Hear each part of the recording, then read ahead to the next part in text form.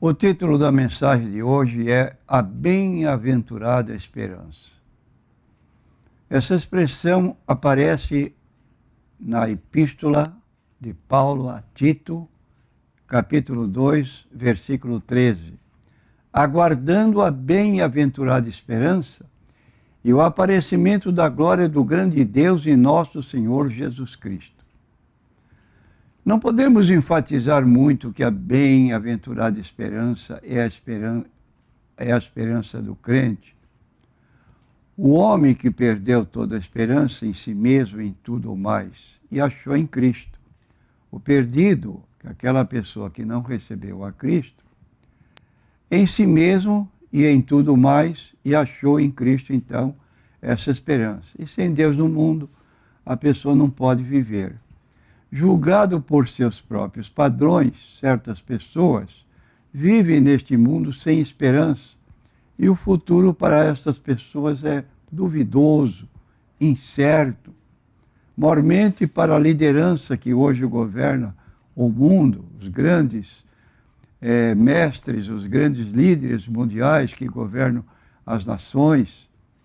Então o futuro se mostra escuro e duvidoso a esses líderes políticos que se reúnem periodicamente para tomarem conselhos uns com os outros e procurarem mudar a situação. Em todos os aspectos da vida, os homens de Estado ou políticos estão perplexos e admitem que não encontram saída. Os cientistas, por sua vez, se voltam para os pregadores e imploram que os cristãos que se apresse e salve o mundo da autodestruição antes que seja tarde demais. Eles nos dizem que só temos poucos anos para fazer isto. A medicina e a cirurgia estão fazendo um trabalho maravilhoso, remendando a humanidade e prolongando a vida de doentes e deficientes físicos, mas esta não é bem-aventurada esperança. Não há esperança para este mundo que está perdido, mas Deus está salvando almas através da sua palavra e do Espírito Santo. Então, a volta de Cristo, esta é a bem-aventurada esperança. Repetimos, a bem-aventurada esperança é a volta do Filho de Deus, como acabamos de ler em Tito 2:13. A vinda de Cristo não traz nenhuma esperança para o mundo, mas sim a perdição, porque os que não estiverem preparados para a vinda de Cristo não vão participar desta bem-aventurada esperança.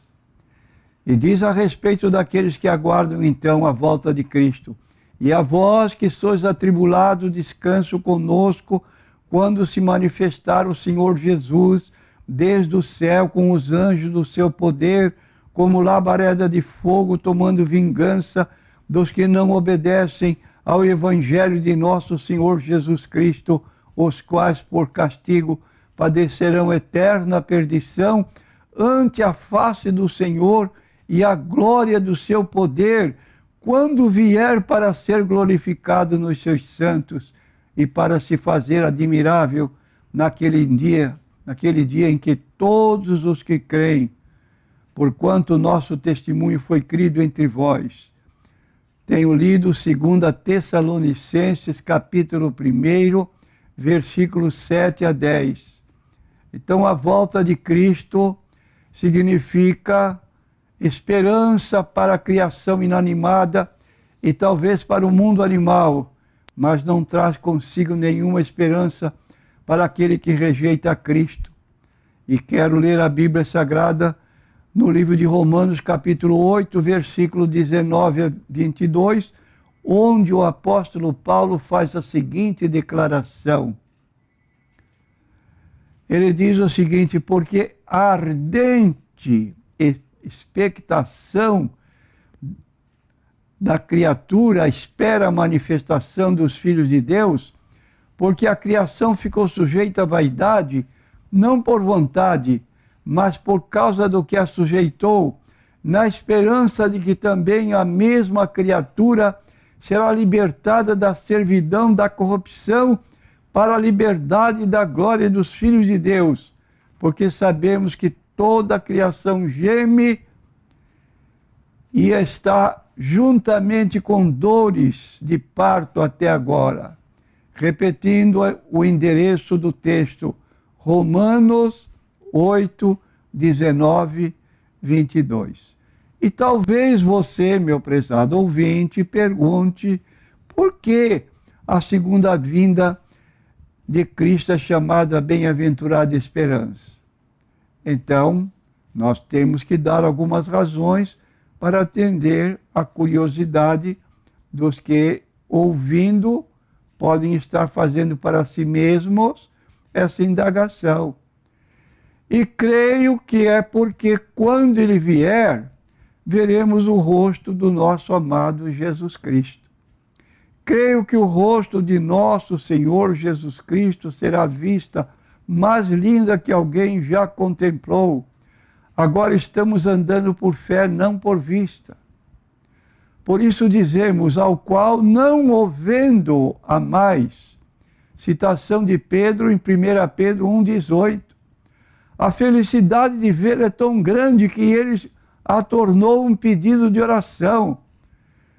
Pai, aqueles que me deste, quero que onde eu estiver, também eles estejam comigo para que vejam a minha glória que me deste, porque tu me has amado antes da fundação do mundo. Encontramos essa declaração de Jesus em João 17, 24. Vou repetir.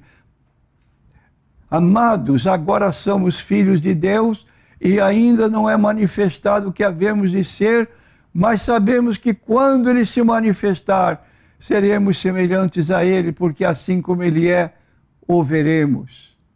Então aí está uma razão pela qual aguardamos a volta de Cristo para termos contato pessoal com ele.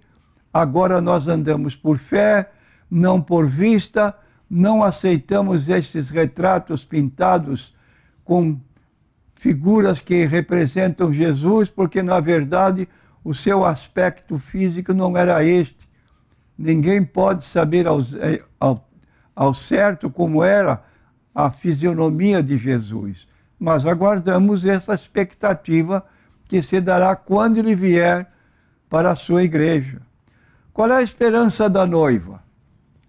A não ser ver o rosto do seu amado após longa ausência, como acontece geralmente quando existem pessoas convocadas para guerras, que se afastam por um período indefinido, vão se despedir junto aos navios e aquela expectativa de um retorno breve, tanto do noivo como da noiva aguardando. E a expectativa da vinda de Cristo é mais ou menos isso que nós estamos esperando. Então, aguardamos essa colocação que a Bíblia nos dá. Mas o rosto de Jesus vai ser tão belo que para o seu povo parecerá terrível para seus inimigos.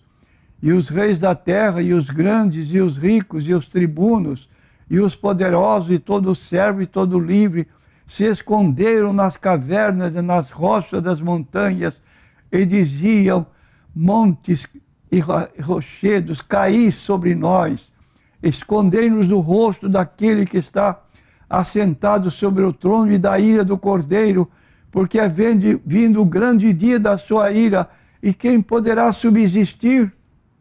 Aí está o outro povo que vai não querer ver o rosto de Jesus. Apocalipse 6, versículos 15 a 17. Mais uma razão porque a vinda de Cristo é chamada bem-aventurada. É chamada bem-aventurada esperança porque na vinda de Cristo o fiel receberá seu galardão, isto é, sua recompensa, segundo a promessa de Jesus em Apocalipse 22, versículo 12. Eis que cedo venho, o meu galardão está comigo, para dar a cada um segundo as suas obras. devemos fazer uma distinção entre a nossa salvação, que é pela graça, como diz Paulo, porque pela graça sois salvos por meio da fé. Isto não vem de vós, é dom de Deus, não vem das obras para que ninguém se glorie. Filipenses capítulo 2, versículos 8 e 9. Então, nossa salvação é pela graça, e para a qual não contribuímos absolutamente com nada. E os galardões, sim, que serão dados a quem servir fielmente. Deus quer que nós creiamos que vale a pena servi-lo, sofrer por ele. E Jesus nos diz que este pagamento está no céu. Exultai-vos, porque é grande o vosso galardão nos céus, porque assim perseguiram aos profetas que foram antes de vós. Mateus 5, versículo 12. Então está aí as nossas razões para dizer a respeito da volta de Cristo, nossa bem-aventurada esperança. E eu quero concluir com o que está escrito em 1 Coríntios 15, 19. Diz o texto: se esperamos por Cristo só nesta vida, somos os mais miseráveis de toda a humanidade. Então não esperamos em Cristo aqui na terra fortuna, riquezas, muita saúde, apenas estamos, a nossa expectativa está na volta do Senhor Jesus Cristo, chamada muito oportunamente a bem-aventurada esperança. E há pessoas que pensam e até dizem para nós: eu não vou para o céu. Por que você não vai para o céu? O céu é um lugar reservado para 144 mil pessoas e não dá para todo mundo. Ora, ora, ora, que mentira religiosa tamanha! Se João, no Apocalipse, capítulo 19, versículo 1, ele viu uma multidão inumerável cantando lá no céu. E quando no capítulo 7 foi perguntado pela pessoa que mostrava o paraíso celestial para João, que disse para ele: quem são estes? De onde vieram? E João respondeu: tu o sabes. E ele respondeu: estes são os que vieram de grande tribulação, lavaram suas vestiduras no sangue do Cordeiro, e por isso estarão diante do trono de Deus de dia e de noite, e o servirão para sempre. Ali está uma multidão incontável de todas as tribos, línguas, povos e nações, sem acepção de pessoas. É a expectativa para quando Jesus voltar. Para quando